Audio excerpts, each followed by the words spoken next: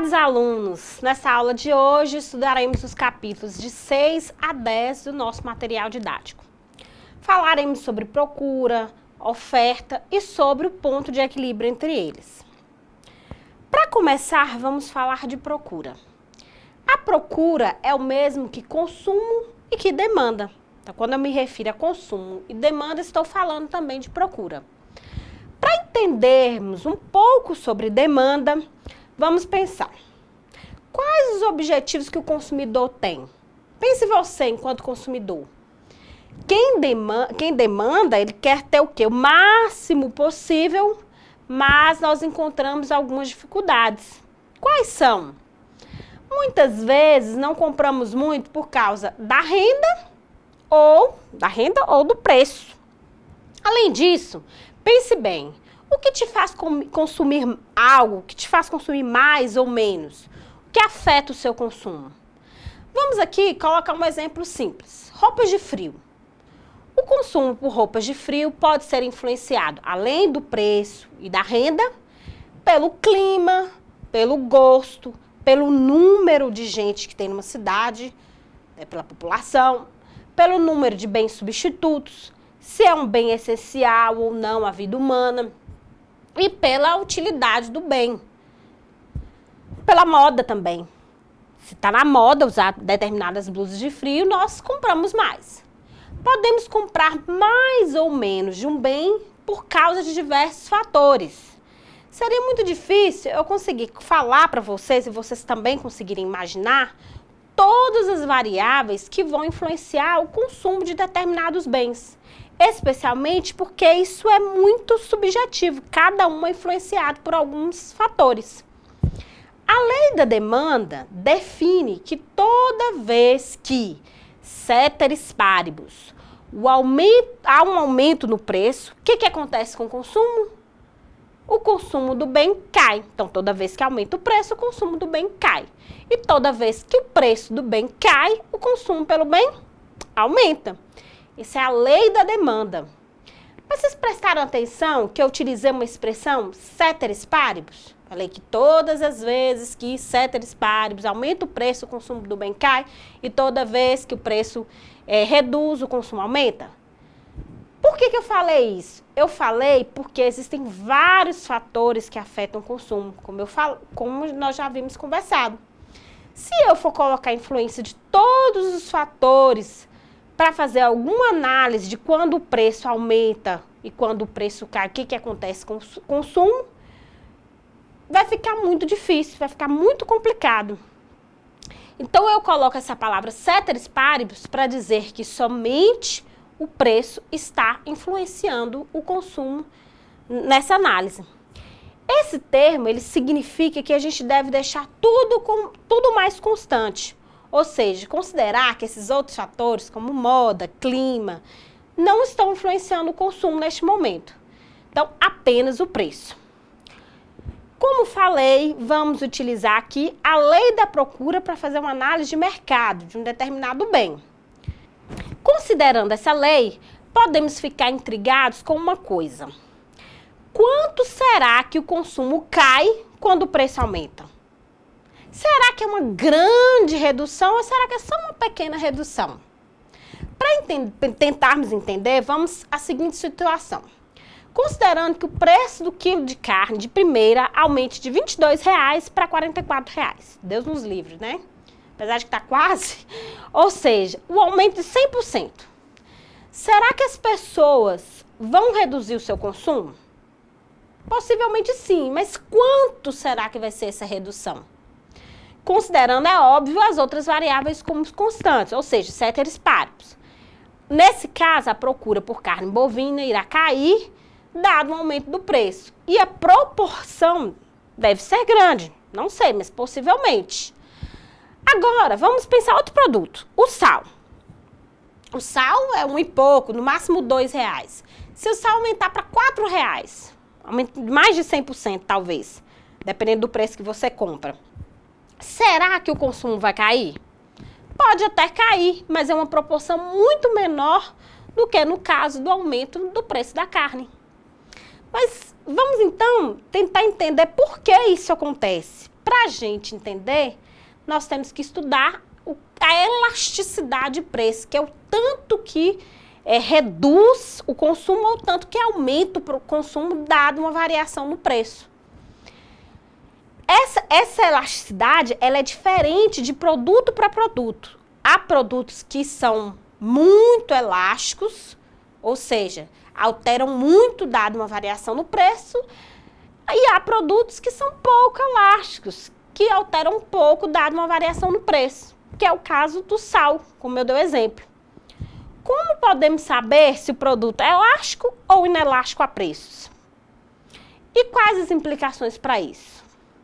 Claro que nós temos uma intuição, como eu falei, o sal é um produto inelástico, porque a gente pouco altera o consumo dado um aumento no preço ou uma redução no preço. Mas a gente tem como calcular isso. Vamos lá para um exemplo? Esse aqui é o cálculo da elasticidade preço da demanda. Como é que é a fórmula dele? Vou colocar aqui. Q2 menos Q1 dividido por Q1. Q2 menos Q1 dividido por Q1. O que é Q? Q, nesse caso, é quantidade consumida. E P, preço, o preço. Eu coloquei Q1 e Q2 para vocês entenderem que Q1 é a quantidade antes da variação no preço e Q2 é a quantidade após a variação do preço. No caso, o P1 é o preço antes e o P2 é o preço após. A fórmula é a seguinte, você vai colocar a quantidade 1 quando o preço é 1 e a quantidade 2 quando o preço é 2. E nós vamos ter um resultado. No resultado, o que você vai fazer? Você vai colocar módulo para facilitar a sua análise. Depois que você colocar módulo no resultado, você vai analisar. Se for maior que 1, é elástica. Se for igual a 1, é unitária. E se for menor que 1, é inelástica. Aí nós temos o cálculo da elasticidade da demanda ou do consumo. Vamos para um exemplo. Suponha que se tem disponível as duas seguintes combinações. Ao preço de R$ 2,00 por unidade, os consumidores adquirem a quantidade de 4 milhões de toneladas de determinado produto. Ponto A.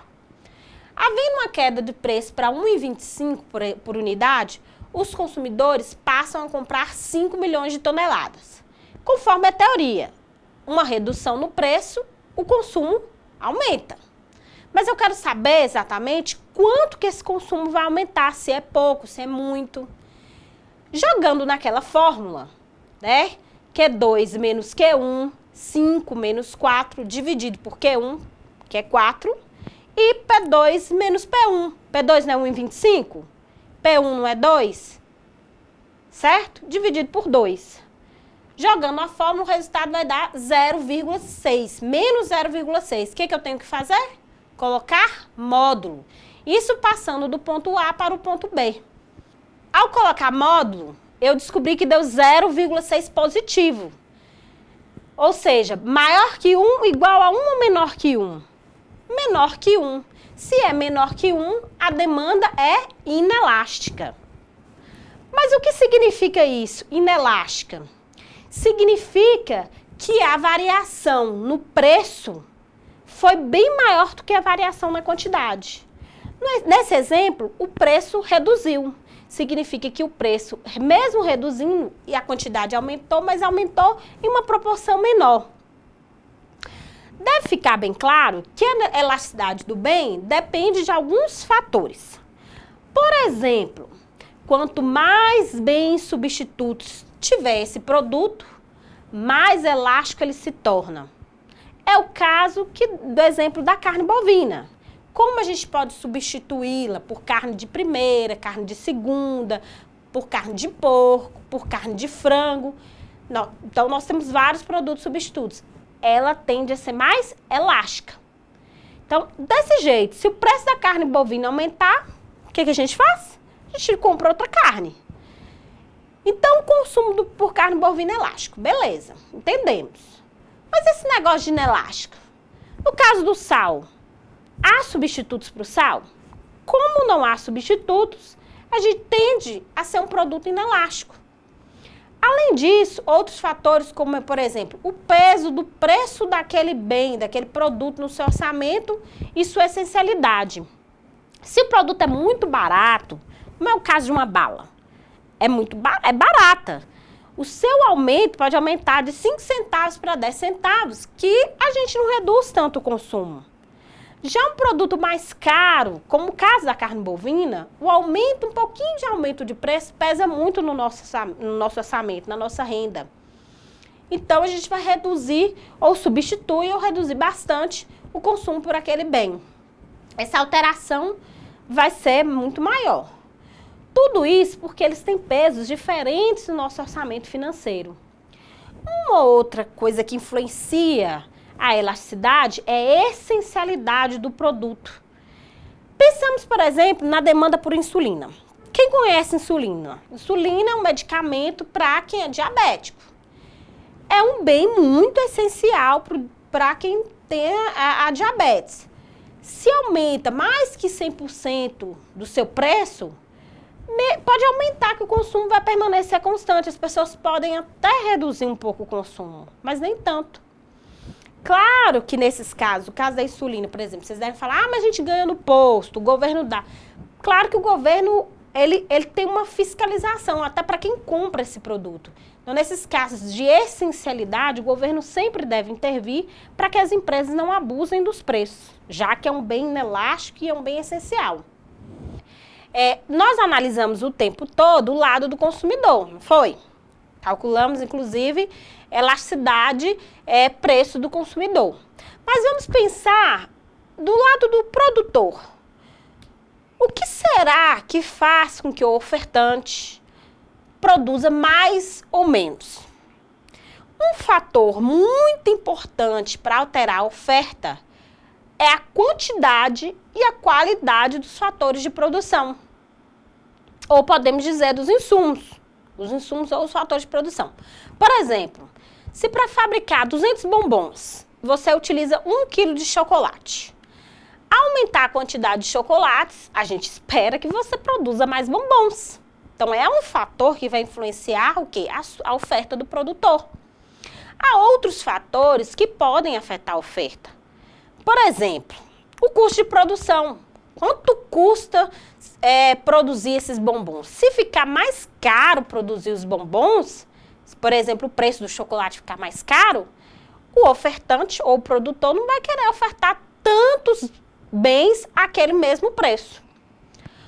O preço do próprio produto também é um indicador para estimular ou desestimular a venda do produto no mercado. Vamos pensar, se o preço está alto, você é vendedor, o preço está alto, o que você vai querer? Produzir mais, vender mais para ganhar mais. Caso contrário, o preço está baixo, o mercado está bem frio, o que você vai ter interesse de ofertar? Menos. Então, gente, eu acabei de falar para vocês a lei da oferta. Mas o que diz a lei da oferta? A lei da oferta diz que um aumento no preço do produto ceteris paribus estimula os produtores a ofertarem mais. E toda vez que o preço cai, o que os ofertantes vão fazer? Reduzir a oferta. Olha eu de novo usando esse tal de ceteris paribus. Lembrem-se que estou utilizando esse termo para falar que todas as outras variáveis que podem afetar a oferta estão constantes, ou seja, não estão variando. Por isso, o único fator que está afetando a oferta aí é o preço. Então, a lei da oferta mostra uma relação entre preço e quantidade ofertada. Mas é muito importante que a gente saiba quanto seria essa alteração.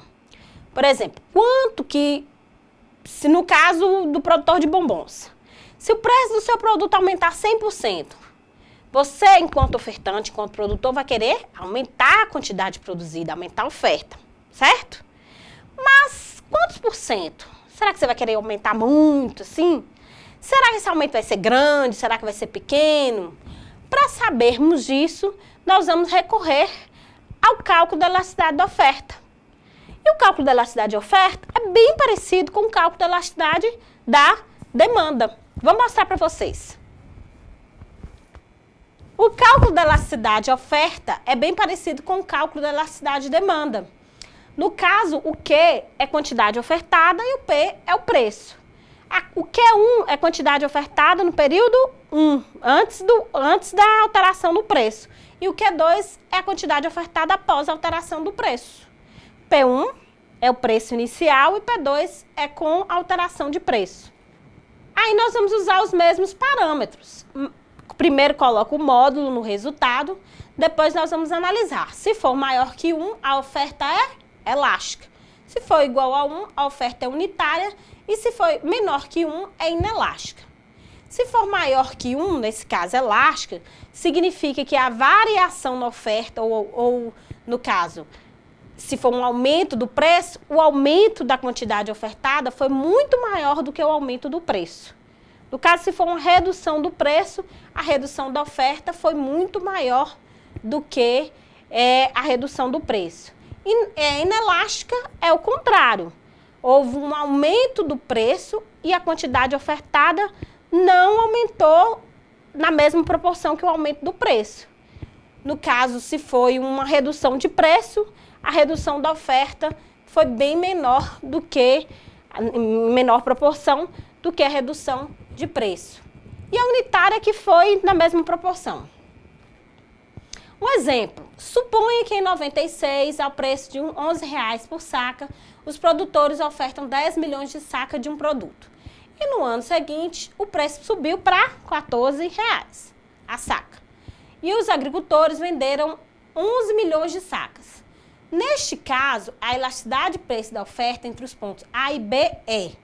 Então vamos pensar, a preço de R$11, Q1 era 10 milhões, a oferta era 10 milhões. O preço aumentou, o que o ofertante vai pensar? Vamos aumentar a oferta. Aumentou para 11 milhões. Vamos ver se é elástico ou inelástico a oferta? Jogando na fórmula, nós vamos ter que Q1 é 10, não é isso? Q2 é 11. Então, é Q2 menos Q1, 11 menos 10, sobre Q1, que é 10. P2, que foi o preço alterado, 14 menos 11, que é o preço inicial, dividido por 11. Nós temos, então, um resultado de 0,37, que mesmo se colocar o não módulo, vai ficar positivo. Da 0,37. É o que? Inelástico, porque é menor que 1. Significa que a variação, a proporção da oferta foi muito menor do que a proporção do aumento do preço. Como mostrei, há produtos que têm oferta elásticas, e há produtos que têm oferta inelástica em relação ao preço. Mas quais fatores podem influenciar a oferta do produto? Que pode fazer com que o ofertante aumente mais ou menos a sua oferta sem ser o preço. Agora, eu não estou considerando ceteris paribus. Agora, eu estou querendo saber o que pode fazer com que o produtor aumente ou diminua a oferta. Um dos fatores é a disponibilidade dos insumos de produção. Ou seja, quanto mais difícil é comprar esses fatores ou esses insumos utilizados na produção de determinado bem, mais complicado é aumentar a oferta. Assim, fica mais fácil dizer que o produto não tem uma oferta tão elástica. É o caso daqueles produtos que o insumo é importado e que demora muito para chegar no Brasil. Desse jeito, nem se sua mãe pedir, você terá como ampliar sua oferta. Porque é um produto mais inelástico, porque é muito difícil você conseguir comprar os insumos para fabricar aquele produto. Se estivermos falando sobre a produção agrícola, ainda temos outro problema. Qual que é o problema?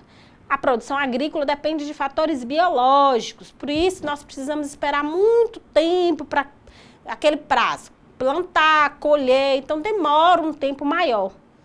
A tecnologia também pode afetar a oferta. E a indústria, sabendo disso, o que ela faz? Investe constantemente em tecnologia para tentar aumentar a sua oferta em um tempo menor. Podemos pensar uma situação simples. Existem impressoras que imprimem uma quantidade muito maior de cópias, fazem cópias em uma quantidade maior, tem um tempo menor também do que outras. Isso aí vai depender da tecnologia. Tem impressora que tem uma tecnologia melhor e outras menor. E isso vai fazer com que ela oferte mais ou menos. Outra coisa é a expectativa que os ofertantes têm de que os preços vão aumentar. Imagine você, produtor, só imagine com a expectativa que o preço do seu produto vai aumentar. O que você faz? Opa, já sei, vou aumentar a oferta. Já pensa em aumentar a oferta pensando que, igual no caso do ovos de Páscoa, na época antes da Páscoa, o que os produtores de ovos de Páscoa fazem? Já pensam em aumentar por causa da expectativa que criam do momento que é a Páscoa. Agora que eu já expliquei sobre oferta e demanda, é importante que analisemos como elas atuam juntas, ou seja, no mercado, que eu falei delas separadamente. Mas como é que elas juntam? Não falei que elas precisam se juntar para formar preço? Lá na outra aula? Essa relação pode gerar um ponto de equilíbrio entre eles em que há uma quantidade e preço que vão equilibrar essas duas forças. Porque nós temos de um lado o ofertante querendo maximizar seu lucro, querendo lucrar cada vez mais, colocar um preço mais alto, e por outro lado nós temos o consumidor querendo pagar um preço menor, certo? E satisfazer ao máximo suas necessidades. Mas como é que isso interage? O que acontece com isso? Para explicar, nós vamos a um exemplo. Nós temos aqui o exemplo de o preço, nós temos o preço e quantidades procuradas e ofertadas.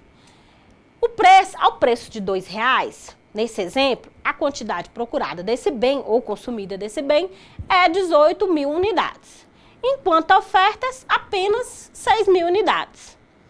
O preço aumentou para R$2,50. O que acontece com a quantidade procurada? Vai aumentar. Mesmo assim, tudo bem que a gente pensa, mas o preço aumenta, a procura deveria o quê? Cair. Nesse tipo de produto aí, nesse exemplo, mesmo passando para R$2,50, a quantidade procurada aumentou para 16. E a oferta também aumentou para 7.000 unidades. Aí o preço aumentou para 13, a quantidade procurada aumentou para 14, a oferta para 8. Para R$3,50, a quantidade procurada para 12.000, a oferta para 9.000. Para R$4 já começou a cair a procura. A quantidade procurada caiu para 10.000 e a oferta também foi 10.000.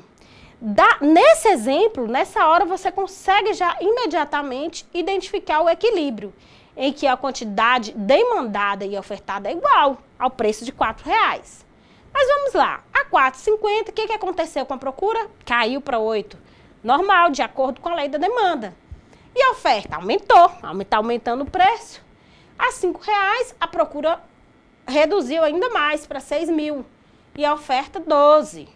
E por aí, 5,50, a procura reduziu ainda mais para 4.000 unidades e a oferta 13. Para R$6, a procura diminuiu para 12 e a oferta 14.000. Esses dois, a oferta e a demanda, o que elas falam? Elas se equilibram no mercado. Se a gente for construir o gráfico de cada um deles, da oferta e da demanda, conforme essa relação anterior que eu mostrei, nós vamos construir uma curva de oferta e uma curva de demanda. Se vocês forem observar, ela vai estar seguindo aqui o preço, a R$2, conforme a tabela anterior. Nós vamos construir igual um plano cartesiano, seguindo os pontos e depois criando a reta. Nós temos então um ponto de equilíbrio. Esse ponto de equilíbrio é aquele que eu falei, a R$4, a quantidade tanto consumida quanto ofertada vai ser 10.000 unidades. Aí nós temos o ponto aqui de equilíbrio. O que significa ponto de equilíbrio? O ponto de equilíbrio significa que não há excesso de oferta nem excesso de demanda. Há um equilíbrio entre eles. Há tanto comprador quanto vendedor para aquele determinado bem, na mesma proporção. Então, se a gente tivesse, igual nas outras situações, um preço, a determinado preço, uma oferta maior do que a demanda, o que aconteceria com o preço? O preço ia cair. Por outro lado, quando a gente tem uma demanda maior do que a oferta, ou seja, tem mais gente querendo comprar um bem, mas não tem tanto produto a ser vendido, nós temos então um aumento do preço. Isso faz parte dessa relação do mercado, dessa interação entre ofertante e consumidor, entre produtor e consumidor. E como eu falei, quando eles se igualam, oferta e demanda, nós temos um ponto de equilíbrio. Esse desequilíbrio é constantemente visto por vocês. Nós temos aí várias vezes momentos em que há um aumento de preço. Nós temos o caso da conta de luz. Por que aumenta a conta de luz? Porque a quantidade de chuva menor faz com que haja uma menor oferta de água e a energia fique mais cara. É bem intuitiva essa relação entre preço do produto, dada a quantidade de oferta ou da demanda. Percebam que quando o preço se altera, haverá apenas uma movimentação ao longo das curvas, alternando apenas a quantidade ofertada ou consumida. Então, se o preço alterar, vai ter um movimento apenas ao longo da curva. Vou mostrar para vocês. O preço alterou apenas o movimento ao longo da curva, ou da oferta ou da demanda. Mas será que existe alguma forma da curva deslocar ou para cima ou para baixo? Sim, há fatores que podem fazer com que as curvas de demanda ou oferta movimentem para cima e para baixo. Esses movimentos, eles podem ser causados por qualquer outro fator, exceto o preço, quando qualquer outro fator, exceto o preço, está mudando ou a demanda ou a oferta. Por exemplo, o clima. Se a gente estiver falando de blusa de frio, o que mudou inicialmente não foi o preço da blusa. Não foi que reduziu o preço da blusa. O clima ficou mais frio, o que o povo vai fazer? Corre para comprar blusa de frio. Então, a curva de demanda por blusa de frio desloca. Desloca para onde? Para a direita. Por quê? Vai deslocar para cima ou para a direita, porque está aumentando a demanda. Não foi o preço que mudou inicialmente, não. O que muda inicialmente é apenas o clima. Um outro fator, são vários fatores que podem afetar. Um outro fator é a moda. Está na moda determinado bem, o que vai acontecer com a curva de demanda? Vai deslocar para a direita. Caiu de moda, desloca para a esquerda ou para baixo. Um outro fator que vai afetar a demanda, a expectativa. O que tem gente que faz? Tem gente que só de achar que vai ganhar o 13º ou 14º, vai lá, compra um tanto de coisa. Se a gente estiver falando aí de chocolates, eu estou achando que eu vou ganhar. Então, um fogão, já vai lá e pensemos isso no mercado. A gente pode pensar isso individualmente, a nossa reação, e a gente pode pensar no mercado. O mercado, imagine só, no final do ano, o que acontece com a curva de demanda por eletrodomésticos? Desloca para cima ou para a direita. Pelo simples fato das pessoas esperarem que vão receber um 13º. Às vezes nem estão com dinheiro no bolso. Em relação à oferta, nós também podemos imaginar o que faz a curva de oferta deslocar para baixo e para cima. Por exemplo, um desastre natural, uma seca. Foi o preço que mudou? Não, houve uma seca, a curva de oferta por determinado bem, se a gente estiver falando de tomate ou de feijão, vai deslocar para a esquerda, certo? Então, vários fatores vão poder afetar a curva de oferta ou a curva de demanda que não seja o preço. Às vezes o preço está lá, tranquilo, inicialmente ele não mudou. O que vai mudar são outros fatores afetando a oferta ou a demanda. Nós vamos discutir isso melhor nas próximas aulas. Até a próxima. Espero encontrar com vocês aqui.